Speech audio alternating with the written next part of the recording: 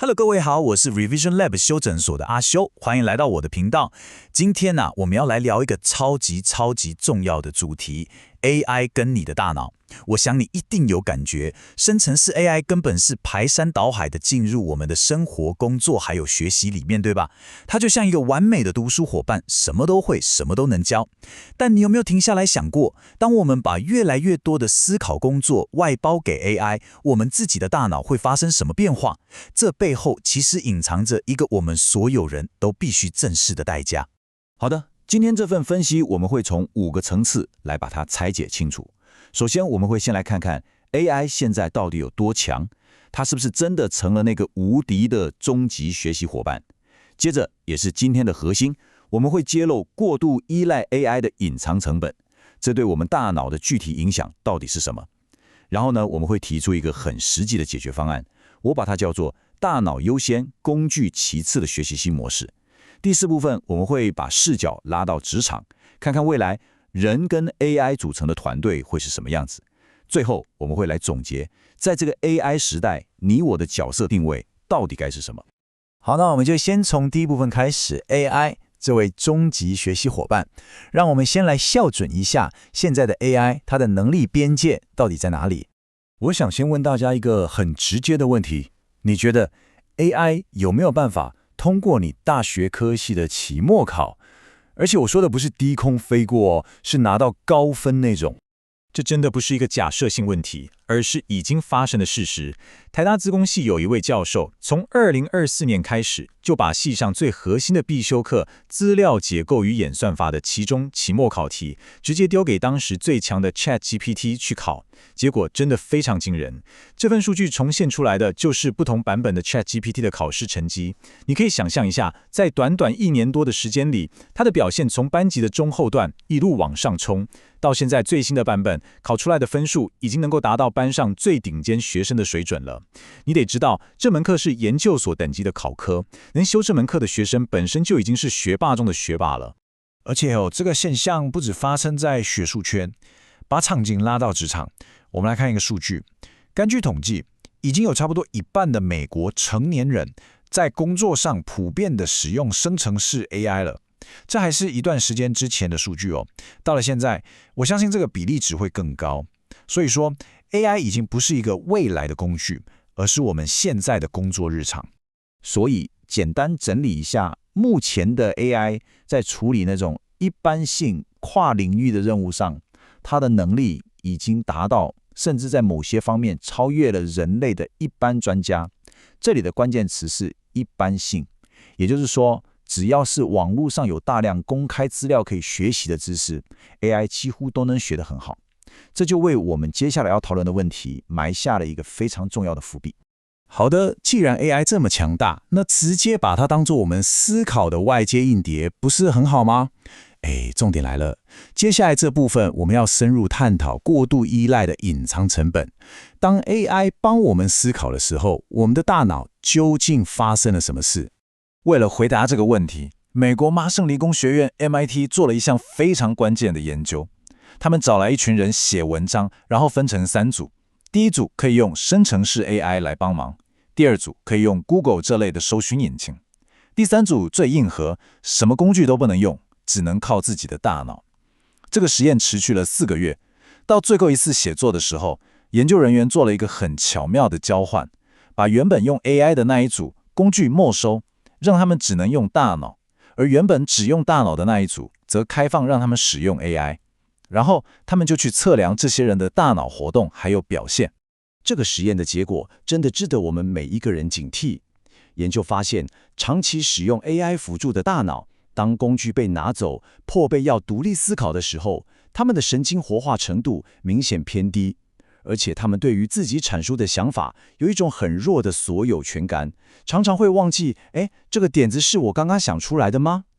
相反的，一直以来都靠自己大脑思考的那组人，当他们终于拿到 AI 这个强大的工具时，大脑的活跃程度反而会被激发到最高，记忆回溯的能力也更强。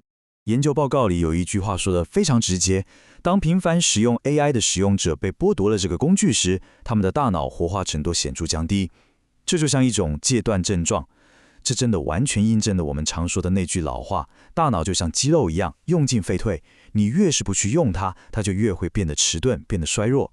MIT 的研究可能听起来有点学术，那我们来看一个真实课堂的案例，就是刚才提过的那位台大教授，在他另一门实作性很强的网络管理与系统管理课上，也做了一个对照实验。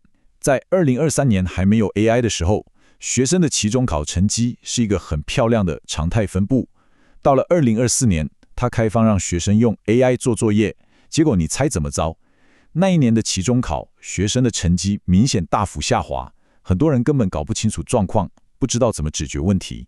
于是，到了2025年，他直接在学期初就恐吓学生，跟他们说作业不准用 AI。结果呢，学生的考试成绩又神奇地回到了过去的正常水准。这就说明了练习过程的思考外包，会直接导致你在需要独立解决问题的时候，能力是完全跟不上的。讲到这里，你可能会觉得有点焦虑，难道我们都不能用 AI 了吗？当然不是。接下来这部分超级重要，我们要提出一个解决方案，一个在 AI 时代的全新学习模型，我称之为大脑优先，工具其次。这个模型的概念其实很简单，但执行起来需要纪律。总共就3个步骤。第一步，学习基础。在你接触一个新领域的时候，强迫自己先用最传统、最笨的方式，靠自己的大脑去学习核心概念和底层逻辑。这个过程绝对不能省略，就像盖房子打地基一样。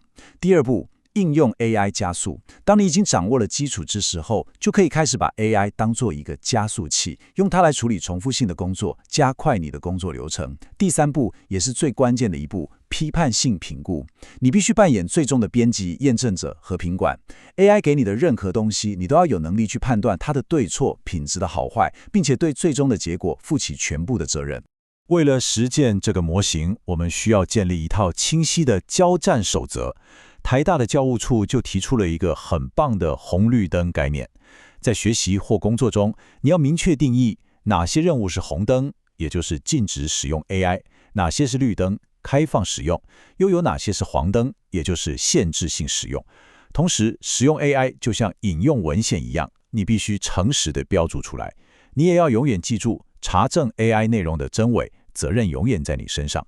最后，最好能记录下你的思考过程，这样你才能清楚地区分哪些是你自己的贡献，哪些是 AI 的辅助。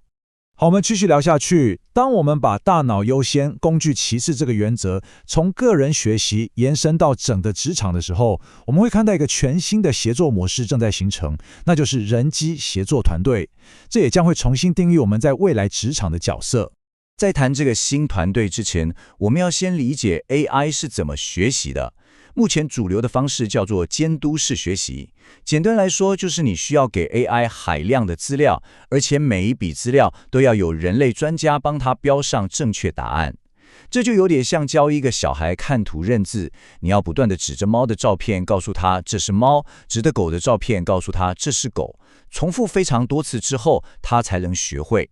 搞懂了这个原理，你就会发现，人类在这个流程中扮演了无可取代的角色。我们是那个提供真实世界标准答案的人，我们负责去标注那些很复杂、有细微差异的资讯，我们负责去纠正 AI 犯的错，我们也负责把特定领域的专业知识，也就是所谓的 domain knowledge 交给 AI。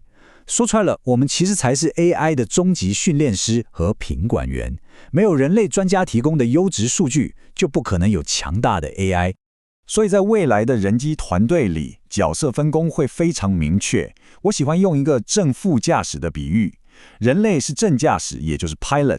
我们的强项是批判性思考、制定策略、发挥创意，还有跟人沟通。我们的主要任务是设定目标、验证结果，以及处理那些模糊不清的灰色地带。而 AI 则是我们的副驾驶 co-pilot， 它的强项是速度、处理海量数据和辨识规律。它的主要任务是生成初稿、分析大数据、执行自动化任务。正驾驶跟副驾驶各司其职，互相配合，这才是最强的组合。这个新的合作模式正在深刻地改变我们的职涯阶梯。过去，一个新人进入职场，会从比较基础、重复性的入门工作开始，慢慢累积经验，再晋升到比较高阶、需要策略思考的职位。但是现在那些入门的工作，很多都被 AI 这个副驾驶给自动化了。这意味着什么？意味着未来的新鲜人很可能第一天上班就要直接扮演那个需要跟 AI 协作、处理更复杂任务的正驾驶角色。这对我们的教育和个人能力养成都是一个非常巨大的挑战。好了，来到最后一部分，我们来总结一下，面对这一切，你到底该如何定位自己？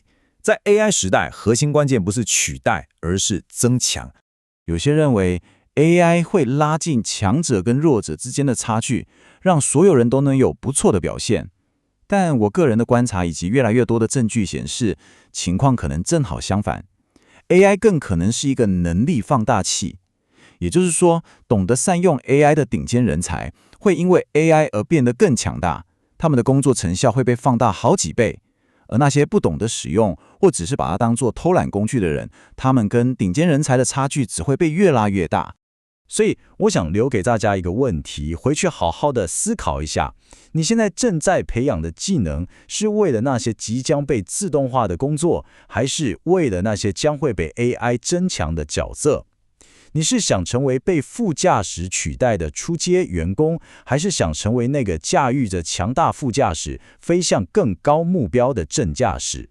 请记住这句话 ：AI 不会抢走你的工作，但一个懂得高效使用 AI 的人会。这真的不是危言耸听，而是正在发生的未来。我们要做的是拥抱这个趋势，但要用聪明、有纪律的方式拥抱它，彻底实现大脑优先、工具其次的原则。把 AI 当作最强的副驾驶，但永远不要忘记，你和你那颗独一无二的大脑才是这趟旅程中最重要的正驾驶。总结一下今天的重点，面对 AI 这个强大的副驾驶，我们必须坚持大脑优先、工具其次的原则，先用自己的大脑打好基础。你的核心价值在于成为那个能独立思考、制定策略，并做出最终决策的正驾驶，这才是你在 AI 时代无可取代的关键。今天的内容就到这边。如果你觉得这期有帮助，记得马上点赞加订阅加开启小铃铛。我们正在冲订阅，需要你的支持。我是阿修，我们下次见，拜拜。